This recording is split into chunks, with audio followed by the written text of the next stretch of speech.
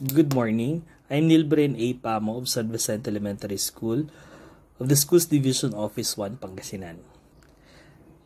Nakilala ko po si Miss Charlene G. Oliveros sa FEU Manila sa aming mga online classes sa aming doctorate program.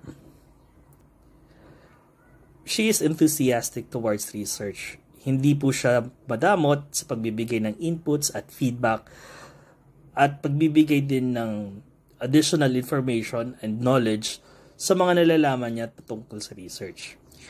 Actually, may isang research po ako na ginawa na nakipag-collaborate ako sa kanya through citing one of her research on MTB-MLE.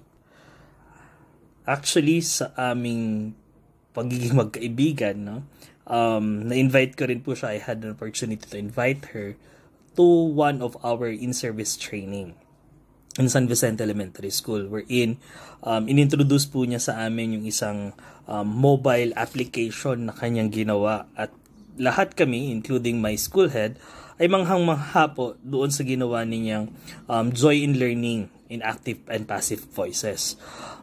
Actually, ito po, na app na ito after her talk, ay aking inadapt agad sa aking mga estudyante at sinubukang ipagamit ito sa kanila.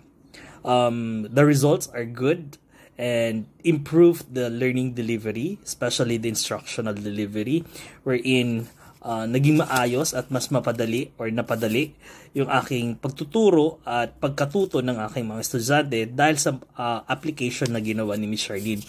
Actually, I'm looking forward na bigyan din niya po ako ng opportunity na matutuhan kung paano ito gawin at may apply din ito sa education.